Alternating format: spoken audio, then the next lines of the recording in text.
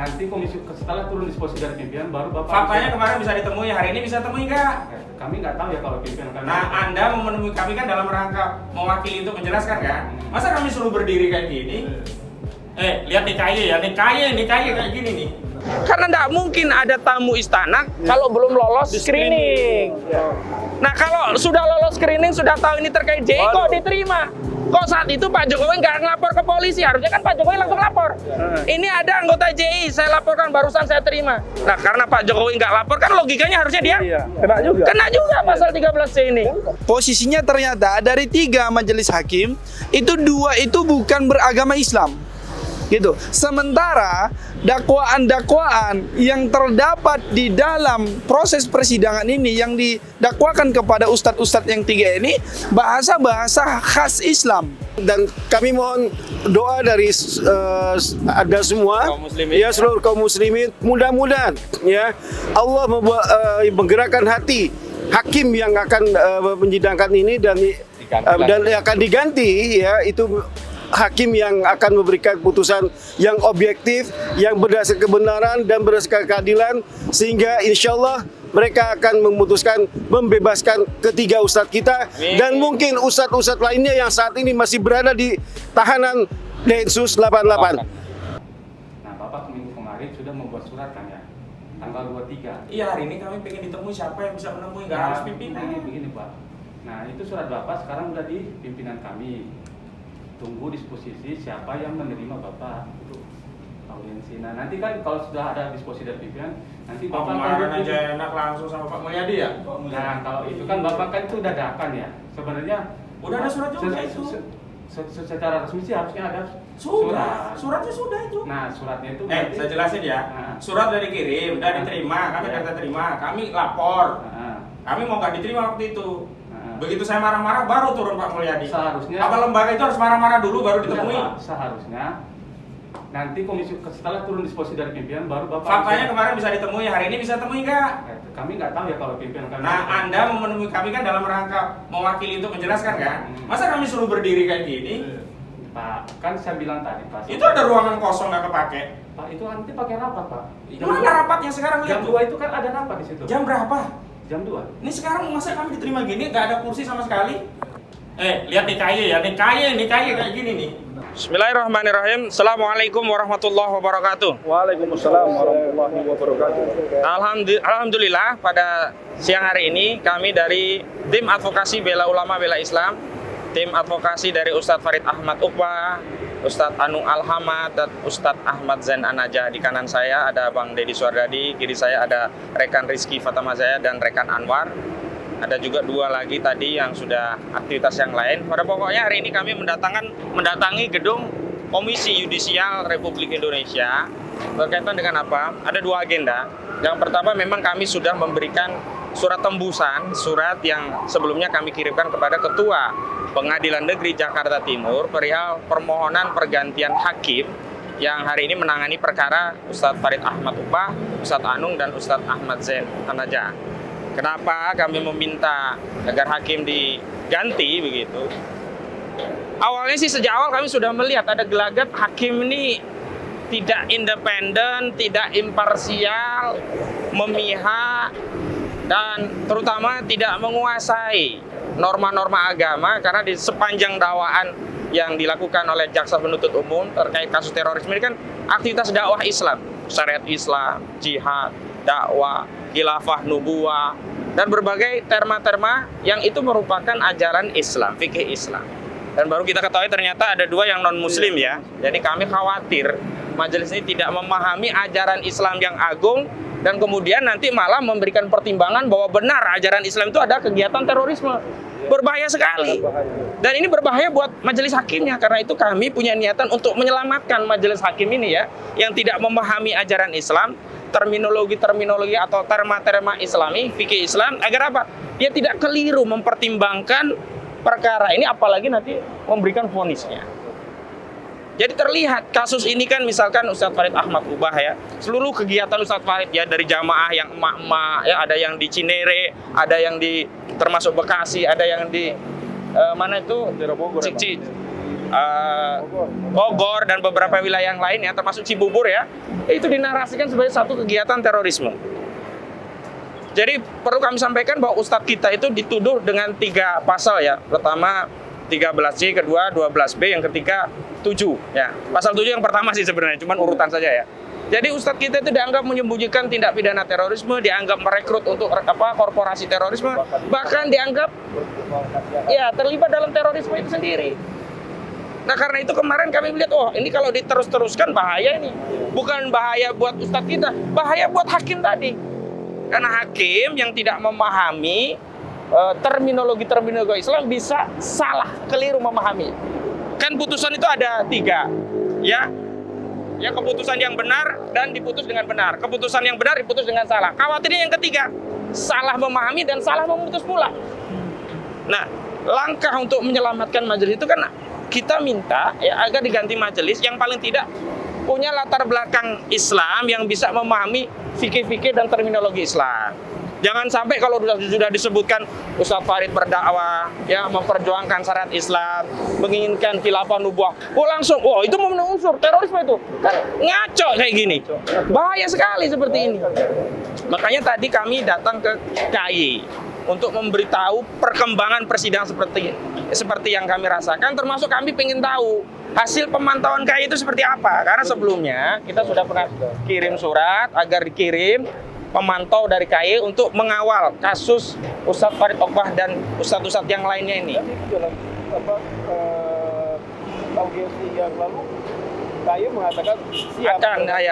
akan dikirim ya. Nah, ya itu yang pertama. Yang kedua memang kita juga mau kasih berbagai perkembangan kasus ini kepada KAI karena KAI kan juga bisa melakukan tindak-tindakan seperti Bang Deddy sampaikan dulu kan bisa mengeksaminasi putusan. Karena dasar-dasar pengaitan Ustadz Farid Ahmad Okbah, Ustadz Anung, Ustadz Ahmad Zain itu kan berdasarkan putusan. Putusan di 2008 ya, Pengadilan Negeri Jakarta Selatan. Yang ternyata di situ menetapkan JI, Jamaah Islamiyah sebagai korporasi terorisme. Padahal tidak muncul dakwaan dan petitumnya ya ibaratnya begitu. Kok tiba-tiba muncul? Ya muncul deklarasi bahwa JI itu organisasi terorisme, kan aneh ini. Dan lucunya kalau memang sejak 2008 JI itu sudah jadi korporasi terorisme, sejak itu pula sudah diketahui Ustadz Farid Ahmad Okbah ini adalah bagian dari JI, katakanlah demikian. Ini kan tuduhan-tuduhan semua. Tapi kenapa kok Ustadz Farid Ahmad Okbah diterima Presiden Joko Widodo? Apakah kemudian Presiden Joko Widodo nanti akan didakwa oleh jaksa menyembunyikan terorisme? Kena pasal 13C juga. Iya, betul. Iya kan? Kalau ada wika gitu, Pak. Kalau loginya begitu, Saudara Joko Widodo juga bisa kena pasal 13C Undang-Undang Nomor 5 Tahun 2018 tentang tindak pidana terorisme karena apa? Menyembunyikan informasi terkait terorisme. Termasuk Pak Mahfud MD kan? Termasuk Pak Mahfud MD. Kenapa? Karena tidak mungkin ada tamu istana kalau belum lolos screening. Nah kalau sudah lolos screening, sudah tahu ini terkait JI, kok diterima? Kok saat itu Pak Jokowi nggak ngelapor ke polisi? Harusnya kan Pak Jokowi langsung lapor. Ini ada anggota JI, saya laporkan, barusan saya terima. Nah karena Pak Jokowi nggak lapor, kan logikanya harusnya dia kena juga. Kena juga pasal 13C ini. Lingkungan istana itu kena semua. Kena semua begitu. Pasti melalui screening mereka kan. Iya, screening mereka paling nggak pasal 55, 57 atau kalau di Undang-Undang Terorisme pasal 15-nya lah. Kan kalau di Undang-Undang Terorisme turut serta atau ikut perbantuan itu pasal 15. Yang ancaman pidananya sama loh. Jadi Pak Jokowi kalaupun itu hanya turut serta, pidananya juga penjara seumur hidup. Pasal 7 kan penjara seumur hidup. Kalau logikanya begitu. Logikanya begitu. Nah, ini yang mau kami kasih tahu kepada KAI karena KAI juga punya kepentingan untuk mengawasi hakim-hakim, apalagi di tengah kacaunya sistem peradilan kita. Belum lama ini Hakim Agung kena OTT KPK. Hakim Agung. Siapa namanya itu? Ingat nggak namanya itu? Hakim Agung kan kena jadi tersangka suap ya, Dimyati, ya Sudrajat, Dimyati Sudrajat. Luar biasa ini. Nah tapi sayang sekali tadi kami kecewa juga dengan KAI. Kita udah capek-capek nunggu, surat sudah dikirim seminggu sebelumnya, ternyata kita nggak diterima. Terus diterima katanya hanya 2. Yang awal 2 Bang. Terus kita yang lain berdiri. Habis itu karena kita protes masuk lagi. Diterima lagi jadi 3 di ruangan. Ya Allah, kita ini bayar pajak, ini kan lembaga yang melayani rakyat, yang seharusnya mengangkat harkat kedudukan hakim biar lebih baik. Justru harusnya KAY terima kasih, ini ada aduan masyarakat, berarti kita peduli. Kalau kita nggak peduli, bodoh-bodoh amat nih hakim rusak juga silakan. Justru ini kan kita kasih sarana KAY untuk menunjukkan kepada publik, ini loh kinerja KAY memperbaiki lembaga kehakiman hakim-hakim seperti ini, diantaranya dengan menerima setiap keluhan masyarakat dengan baik, ya kan? Beresponnya dengan cepat. Fungsi KAY. Tapi ya sudahlah, tadi kami nggak mau berdebat, akhirnya kami bilang, udahlah kita bikin jadwal lagi Selasa depan. Yang penting kami bisa diterima. Tadi ada 2 orang lagi, 6 orang full bisa datang. Mudah-mudahan sih Selasa depan kita bisa 20 orang gitu ya datang ke KAY gitu ya. Apa karena kita sedikit ini ya? Hanya 4-6 orang nggak dianggap begitu. Padahal kan kita punya legal standing sebagai warga negara Indonesia yang membayar pajak. Ini semua itu dibiayai pajak gitu loh. Dan kita juga sebagai pengacara, sebagai kuasa hukum. Iya, punya legal standing. Jadi itu dari saya. Selanjutnya Bang Teddy, silakan disampaikan. Ya, Assalamualaikum warahmatullahi wabarakatuh. Waalaikumsalam warahmatullahi wabarakatuh. Tadi seperti yang sudah disampaikan oleh rekan kami Ustadz Khosinuddin, kami telah jauh-jauh telah menyempatkan diri, khusus hari ini, siang ini kami geser semua rencana-rencana kegiatan kami untuk datang ke KAY. Untuk apa? Untuk memberikan informasi kepada KAY, sekaligus kita menindaklanjuti apa yang audiensi pertama yang kita lakukan dengan KAY. KAY waktu itu menyanggupi bahwasanya akan mengirim perwakilan mereka untuk mengawasi jalannya persidangan Ustadz Farid Ahmad Ogbah ya. Akan tetapi kami juga nggak tahu apakah setiap kami sidang itu beliau itu ada, orangnya nggak ada. Karena orang yang ada yang bilang gitu loh. Entah misalnya mungkin saja mereka pengawasan secara terselubung gitu ya. Jadi kita tidak tahu. Tapi sebenarnya harusnya sih kami diberitahu gitu. Kami dari KAY kita ingin tahu hasil pemantauannya apa. Hasil pemantauannya apa. Makanya itu kami kesini ya. Jadi ini adalah salah satu bentuk daripada kemudian kami terhadap lembaga hukum di Indonesia ya. Mudah-mudahan ke depan Selasa depan KAY bisa menerima kami dengan full tim. Kami itu nggak mau dikatakan begini. Kami masuk 3 orang, padahal yang datang cuma 6. Nanti dibilang kami itu nggak sepertinya kami nggak kompak. Kami nggak mau. Yang datang 20 ya harus 20 masuk. Yang 6 datang harus 6 juga masuk. Ya. Mudah-mudahan dan kami mohon doa dari ada semua ya seluruh kaum muslimin, mudah-mudahan ya Allah menggerakkan hati hakim yang akan menyidangkan ini dan akan diganti ya, itu hakim yang akan memberikan putusan yang objektif, yang berdasarkan kebenaran dan berdasarkan keadilan, sehingga insya Allah mereka akan memutuskan membebaskan ketiga ustadz kita. Amin. Dan mungkin ustadz-ustadz lainnya yang saat ini masih berada di tahanan Densus 88. Terima kasih. Assalamualaikum warahmatullahi wabarakatuh. Assalamualaikum warahmatullahi wabarakatuh. Jadi sebenarnya ini kedatangan kita yang kedua, gitu ya Bang ya, ke Komisi Yudisial. Gunanya adalah kita ingin menyampaikan proses-proses yang terjadi di Pengadilan Negeri Jakarta Timur dalam rangka persidangan dakwaan terhadap ustadz-ustadz kita, Ustadz Zain, Ustadz Farid Ogbah, Ustadz Anung, dan yang mana agar persidangan ini prosesnya itu objektif, gitu loh, agar sesuai dengan Kitab Undang Hukum Acara Pidana, begitu, dan tentunya sesuai dengan kapasitas majelis hakim, begitu loh. Dan tadi juga Bang Ahmad Khosinuddin sudah sampaikan, posisinya ternyata dari 3 majelis hakim itu 2 itu bukan beragama Islam, gitu. Sementara dakwaan-dakwaan yang terdapat di dalam proses persidangan ini yang didakwakan kepada ustadz-ustadz yang 3 ini bahasa-bahasa khas Islam. Bahkan di sana ada bahasa dakwah, bahasa jihad, bahasa hijrah. Bahkan di situ ada doa kifarat majelis. Subhanakallahumma wa bihamdika asyhadu an la ilaha illa anta astaghfiruka wa atubu ilaik. Itu dimasukkan di dalam dakwaan. Bagaimana mungkin seorang yang bukan beragama Islam itu dapat memutuskan dakwaan itu? Ini yang juga menjadi menjadi pertanyaan kita, sehingga semua sepakat di kuasa hukum di PH-nya ini meminta agar majelis hakim yang menyidangkan proses ini diganti. Kenapa? Karena nanti bagaimana bisa kita katakan putusan akan adil secara latar belakang agama saja berbeda.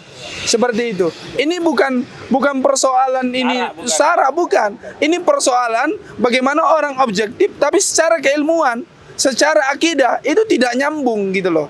Ini kekuatan kami, mengapa kami meminta bahwasanya hakim mesti diganti. Yang pertama itu. Yang kedua, tentu kita melihat ada yang memihak di salah satu pihak. Itu pandangan kita di PH. Karena beberapa permintaan kita yang sejatinya sesuai dengan Kitab Undang Hukum Acara Pidana itu ditolak. Semua atensi jaksa dipenuhi. Iya. Sementara atensi jaksa, apa-apa yang diminta oleh jaksa itu dipenuhi. Misalkan kita meminta saksi dan ahli itu dihadirkan secara offline. Tapi pada faktanya hakim memutuskan bahwasanya secara online. Dikatakan bahwasanya boleh kita memantau di LPSK. Namun pada faktanya kita di LPSK juga dipersulit gitu loh. Faktanya. Itu sudah ketetapan. Boleh. Iya. Padahal kita di LPSK itu seperti di bola-bola gitu. Kata mereka dua persepsi yang berbeda. Bahwasanya itu ruangan saksi dan korban itu katanya harus steril atau ahli itu harus steril lah.